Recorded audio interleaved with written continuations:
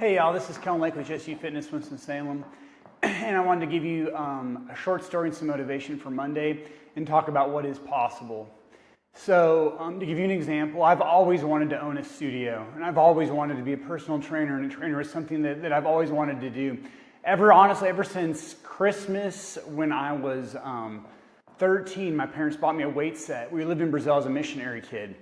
And we didn't have much, but they bought me a barbell and some plates, and it was love at first sight. They also got me a book called Weightlifting for Dummies. I read through that sucker probably at least 3 times in the course, and it's a big book, 3 times in the course of, I believe, a week. And I did some really, really dumb things, to be completely honest. But I corrected those things as I read it. I kind of learned as we go. But the point is, I never thought or believed that I would be able to open a gym and be a trainer. That seemed unrealistic to me.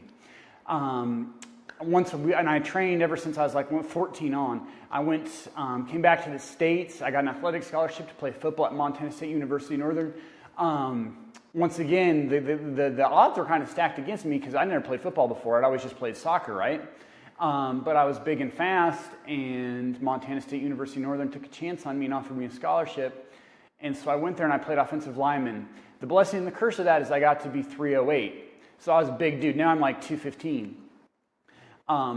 My last snap, I got scared essentially, and I saw this thing on ESPN. It talked about how individuals who were over 300 pounds, if they didn't lose the weight within like the first 2 years, like 55% of them ended up dying from heart issues. And I already have heart issues in my family. And that was something that I didn't want to repeat, kind of break the cycle, so to speak. Once again, was that difficult? Was it possible? Yes, it was possible, but it was difficult. But I accepted that challenge and I worked hard. Did I make mistakes? Yes. But I did. I then went to South Korea and I taught English for a year in South Korea, where I met my lovely wife, Beth. This is actually, I don't know if you can see it, it's a tattoo ring. So it has her name, Besse, and then my first name, Kellen, in Korean. It's my wedding ring. So we met there, we got married, and I felt like I should go into the military. So I started going the process to be an officer in the Marines. So I attended officer candidate school, best, worst experience of my life. I'm glad I did it, but I would never want to do it again, but glad I did. I learned a lot about myself. Long story short, I went with Officer Development School with the Navy to be a chaplain. I had to go get a Master's of Divinity, which is a 98 credit hour master's program where you learn about theology, and I got a whole bunch of counseling classes as well. My wife at the time, we were just starting to have kids, and she didn't think the Navy was conducive for a family. So what do? Do you think I'm going to open up a gym? Something that I've been through this whole period, I have been training people basically for free. Some paid me, some not. But it was just I did it because I loved to do it. It was a work of joy. And once again, people were like, why don't you just train people? I become a trainer. And in my mind, I was like, that's not feasible. That's not possible. That would be too awesome and too much fun. No one's going to pay me for my expertise in that. It's just not reasonable. So anyway, I still had that mindset, unfortunately. I've done all these things. I've already done all these things that most people would consider very difficult, but that was one where I just didn't think it was possible, and I was fearful and scared. But, so I graduated from seminary. I applied to be a teacher at the North Carolina Leadership Academy.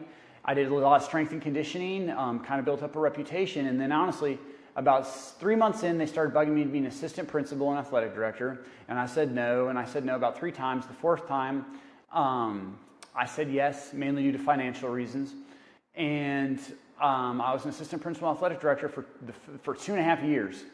After 2.5 years, I was like, I definitely knew that's not what I wanted to do anymore, and I was like, at that time, I kind of took the first step. I picked up one client who I trained in the mornings at 6 in the morning, because that's the only time I could control. And I start to realize, fear is holding me back. My fear of what's possible and what I've always dreamed about is holding me back, and I want to do more. And I can do more. So I took a leap and I started my personal training business. I traveled to people. And then I got in contact with a guy named JP Zingler, and he's the one who created Just You Fitness. And I spoke with him, and he was a man of integrity and real honest, and I liked that. So I chose to buy into Just You Fitness, and it's been a blessing. I now have a studio. I now am able to spend time with my family. It's currently 7:24 in the morning. I'm not running to school and I won't be there all day. I trained somebody this morning, and then today I don't train anybody again until 10:30, so that time I can work on admin stuff or I can spend time with my family. And that's pretty awesome. And my point of this whole narrative is, that's long, it's kind of my life story, is that don't underestimate where your possibilities are, and don't let fear hold you back. All right, so this Monday I want you to be awesome and take action, overcome your fear, because the easiest way to overcome fear is to move towards it and to take action. All right, have a great day and go and be awesome. Kellen Lake signing off.